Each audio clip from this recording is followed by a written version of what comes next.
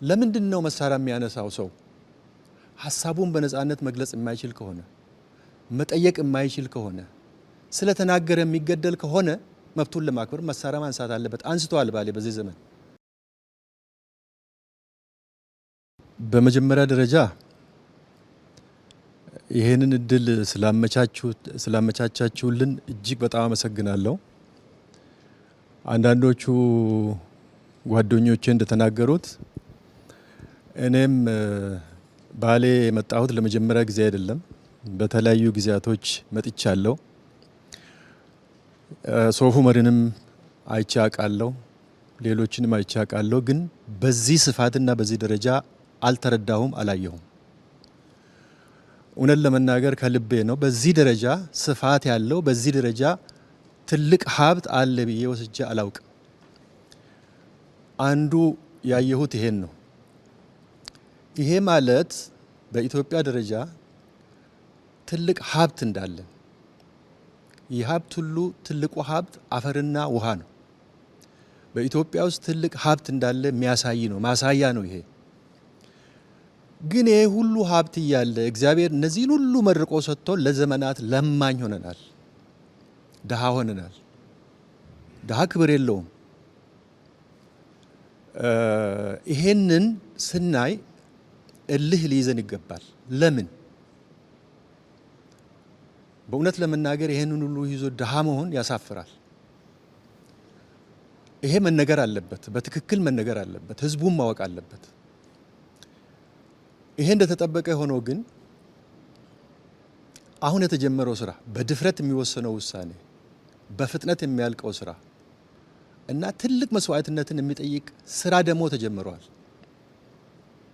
ክቡር ጠቅላይ ሚኒስትር ሁሌኛ በሰራነው ስራ አንኮራም፣ የተለየ ክብር እንዲሰማንም አይፈለግም። ግን የተሰራ ስራ መነገር አለበት፣ ሁላችንም ልንረካበት ይገባል። ይሄ ተስፋ ሰጥቶኛል። ይሄንን ሀብት ወደ ጥቅማችን ቀይረን ከድህነት እንወጣለን፣ የተከበረች ሀገርና ህዝብ እንሆናለን የሚል ተስፋ ሰጥቶኛል። ይሄንን የተጀመረውን ተስፋ በሙሉ ልብ በሙሉ አቅም ተግባራዊ እንዳናደርግ ግን እንቅፋት የሚሆኑ ነገሮች አሉ። ሁለት ናቸው ለኔ። አንድ የሰላም ችግር። ዛሬ ኢትዮጵያ ውስጥ በእኔ እምነት ጥይት የሚተኮስበት ምክንያት አለ ብዬ አላምንም። ባሌ ለዚህ ትልቅ ምሳሌ ነው።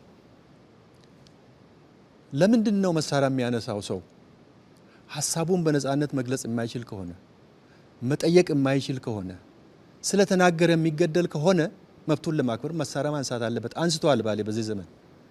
ዛሬ እኔ እንደሚገባኝ እስከማውቀው ድረስ ባሌ ደግሞ ሰላምን መርጦ ሰላም ነው። ይሄ ዞን ትልቅ ምሳሌ ነው። በዚህ እኔ የኢትዮጵያ ህዝብም ፓርቲውም መንግስትም በከፍተኛ ደረጃ ማውገዝ ያለብን ይሄንን የጀመርነው እናስቀጥል ከተባለ የጥይት ተኩስ መቆም አለበት። ይሄንን ህዝቡ በዋናነት መውሰድ አለበት ብዬ አምናለሁ። እሱ ከሆነ እቺ ሀገር ተስፋ አላት፣ ታሪካችን ይቀየራል። ስለዚህ አንዱ በዚህ አጋጣሚ መናገር የምፈልገው ይሄንን ነው። በሁለተኛ ደረጃ የሚሰሩ ስራዎች ተጠናክሮ እንዳይቀጥሉ ከግራና ከቀኝ የሚመጡ አሉታዊ አስተሳሰብ፣ አሉታዊ ወሬዎች እርሶም ፓርቲውም ብዙ ለዚህ ቦታ የሚሰጥ አይመስለኝም። ከዚህ በላይም ቦታ መስጠት የለብንም ብዬ አምናለሁ። ምክንያቱም የሚታይ የሚዳሰስ ነገር ሌላ ትርጉም ሲሰጠው ታያለ። ይሄ ነው የሚጎላው። ይሄ አይጠቅምም፣ ለማንም አይጠቅም። መጨረሻ ላይ ማንሳት እንፈልገው ብዙ ጊዜ አንዳንድ ነገሮች ይጀመሩና እርካታ ይመጣል። ገና ነው ጅምሩ፣ ተስፋ አለው ብለን ስንል እርካታ ግን መኖር የለበትም፣ እንቅፋት ነው የሚሆነው። ገና ብዙ ነገር አለ፣ ገና ብዙ ፈተና አለ፣ ገና ብዙ መንገድ አለ። እሱን ላይ በግንባር ቀደምትነት እርሶ፣ ቀጥሎ ፓርቲው፣ ሌላውም አመራር ጉዟችን ረጅም ነው፣ ገና ብዙ ስራ አለን የሚል ስራ ለዚህ የሚያነሳሳ መሆን አለበት ብዬ አምናለሁ። አመሰግናለሁ። አመሰግናለሁ ክቡር ጠቅላይ ሚኒስትር። እኔ ይህንን እድል በመፈጠሩ በጣም ደስ ብሎኛል። ከዚህ ስብስብ የተማርኩት ይህች ሀገር ምን ያክል እድለኛ ነች ብቻ ሳይሆን የዚህች ሀገር አመራር አካል የነበሩ ሰዎች ተሰባስበው በእነሱ ጊዜ ምን እንደነበርም ያዩበት አሁን ከነሱ በኋላ የመጣው መንግስት እየሰራ ያለውን ስራ ምን እንደሆነ እንዲህ በጋራ ሆኖ ተሰብስቦ ማየት የቻሉበት ሁኔታ ስለተፈጠረ እነሱ ብቻ አይደሉም ያሉት ግን ያ ፓርት ብዙ ትርጉም ስላለው በተለይ ደግሞ ከሰሜኑ የሀገራችን ክፍል ለመጣን ሰዎች እንደዚህ አይነት ነገሮች የሚታወቁ አይደሉም። ቢያንስ ሲኒየር የነበረ ሰው ወይ መባረር አለበት ወይ መጥፋት አለበት ሌላው እንዲመጣ እርስ በራሱም እንደዛ ተከባብሮ በጋራ ሆኖ ያከበረ ላለፈውም የጎደለውም እየሞላ ወደፊት መሄድ ሀገርን ወደ ማሻገር ይቻላል የሚል አስተሳሰብ ከዚህ ስብስብ መማር ያለበት ይመስለኛል። በተለይ በሰሜን አካባቢ ላለ አመራሮች ኢሊቶች መማር ያለባቸው ሀገር በእንደዚህ ቅብብሎች ነች ወደፊት መጓዝ የምትችለው። ሰው ለወለደውና ከሱ በታች ላሉ አካላት ሪስፔክት ካለው ሀገር እነሱን ተሸክማ ወደፊት የማትሄድበት ምክንያት የለም የሚለውን መልእክት የሚያስተላልፍ ነው አንዱ የዚህ ስብስብ ብዬ አምናለሁ።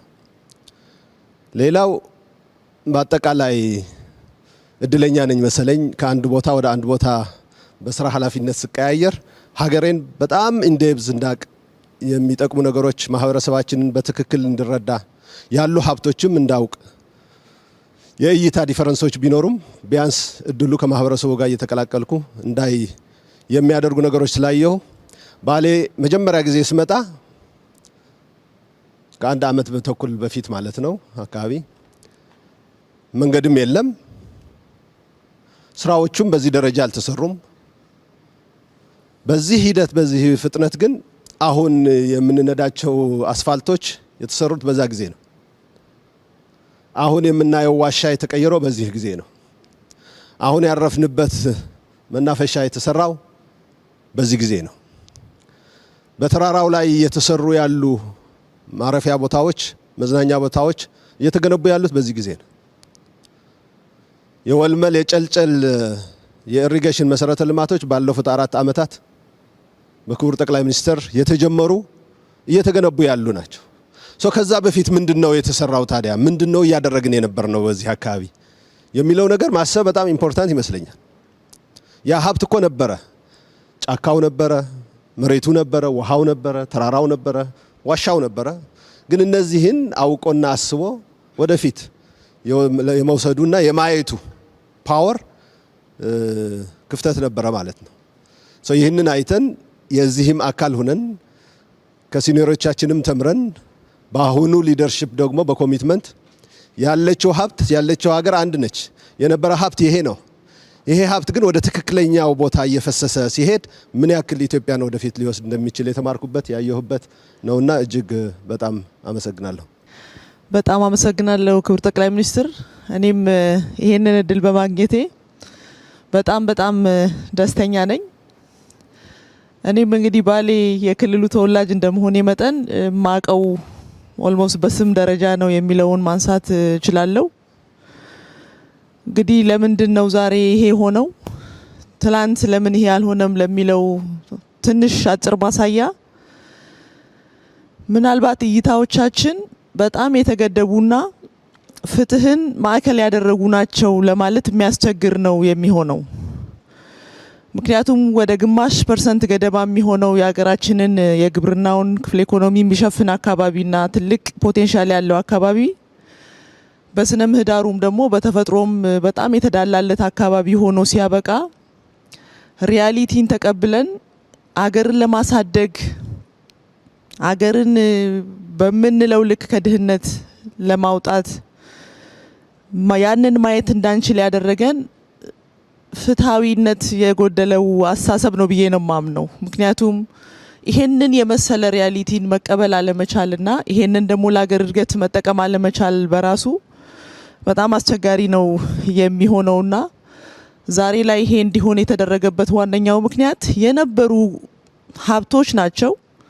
ግን ደግሞ የሀሳብ መገለጥ በአዲስ የመመልከት የነበረውን ናሬሽን ቻሌንጅ ማድረግ ብቻ ሳይሆን ያለው ሪያሊቲ ተቀብሎ ለሀገር እድገት መስዋዕትነት ለመክፈል ዝግጁ መሆን የተገለጠ አይን የተገለጠ ሀሳብ ነው እንግዲህ እዚህ ቦታ ላይ ማየት የምንችለው። ካልሆነ በስተቀር ለዘመናት ሀገር ስትመሰረት ጀምሮ የነበረ ሀብትን ነው በተለየ እይታ ማየት የተቻለውና እኔ እዚህ ሊደርሺፕ አካል መሆን በራሱ በጣም እድለኝነት ነው የሚሰማኝና ሀገርንም እንድናቅ እየተደረገ ያለበት መንገድ ቀላል ነው ተብሎ የሚወሰድ አይደለም። እኔ በተለይ የዚህ የቲም ኮምቢኔሽኑንም ሳይ ትላንት ለአቶ ሱፊያን ስናነሳ ነበር በጋራ ሆነን የኛ ኤግዚት እንዴት ይሁን የሚሆነው የሚል ነገርም አንስተን ነበረ። እንዳው ይሄ መታደልን ነው የሚጠይቀውና ምናልባትም የነበሩ ባህሎቻችንንም ጭምር መልሰን እንድናያቸውና ዛሬ ደግሞ በአመራር ያለን ሰዎች ለነገ ትውልድም ትምህርት እያስተላለፍን ያለን ነው የሚመስለኝና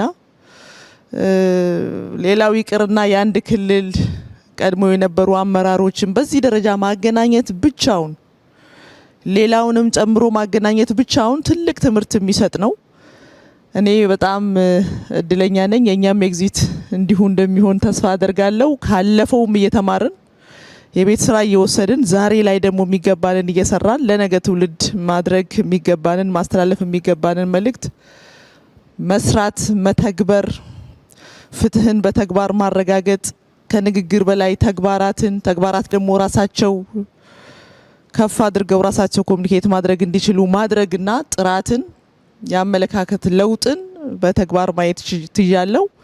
ሀሳብ በተግባር መቀየር እንደሚችል ደግሞ ከፍተኛ ክትትል፣ ቁጥጥር ያለምንም ድካም የሚደረግበት መንገድ እኔም በግሌ የመማርበት ሌላውም ትምህርት የሚወስድበት ይመስለኛል። ከልብ አመሰግናለሁ። አመሰግናለሁ ክቡር ጠቅላይ ሚኒስትር፣ ክብርት ቀዳማዊት እመቤት፣ ሁላችሁም አመራሮች እንደምን አደራችሁ በድጋሚ ማለት ፈልጋለሁ። በኔ በኩል መጀመሪያ የተሰማኝን ለማንሳት በአንድ በኩል ቁጭት፣ በሌላ መንገድ ተስፋ፣ ለምን ደሃ ሆንን መርጠን ወስነን ወይስ የሚል ጥያቄ ራሴን መላልሼ እንድጠይቅ አስገድዶኛል። ሁለተኛ በአጭር ጊዜ የተሰራው ስራ ልማታችን መልከ ብዙ ደርዘ ብዙ መሆኑን ሁሉንም አካባቢዎች ገጠሩን፣ ከተማውን ከጫፍ ጫፍ ለማካተት እየተደረገ ያለው ርብርብ ደግሞ ቀጥሎ የምትኖረው ኢትዮጵያ የልጆቻችን ኢትዮጵያ እኛም እድሜ ከሰጠን ልናያት የምንችላትና እያየናት ያለች ኢትዮጵያ ምን ያክል ተገቢውን ስፍራ እየያዘች እንደሆነ ማየት ይቻላልና ባሌ ላይ ያየነው ነገር እስካሁን እየተሰሩ ያሉ ስራዎችን ሌላኛውን መልክ ነው ያየነው ብዬ ነው የወሰድኩት። ከወሰድኩት ትምህርት አኳያ የመጀመሪያው ስራ ሀገርንና ሕዝብን አውቆ በጥበብ የመምራት ትምህርት ነው የወሰድኩት። በጂኦግራፊ ስንማር ስለዚህ አካባቢ መጥቻ አላቅም፣ እድሉ ገጥሞኛ አቅም ከሮቤ አልፌ አላውቅም። ነገር ግን ስለ ሶፍ ዑመር ዋሻ እና ስለ ባሌ ተራሮች የመጀመሪያ ደረጃ ትምህርት ስንማር አውቃለሁ ማለት ሰምቻለሁ።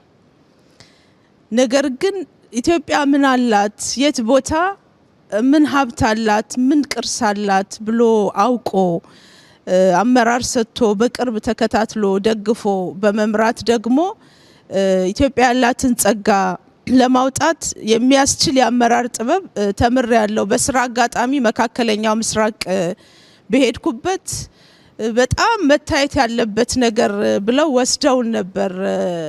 የኔ ካውንተር ፓርቲ የሆኑ ሚኒስትርና ገርሞኝ ነበር። እንደዚህ አይነት ተመሳሳይ ይዞታ ያለው ቦታ ነው ያየሁት።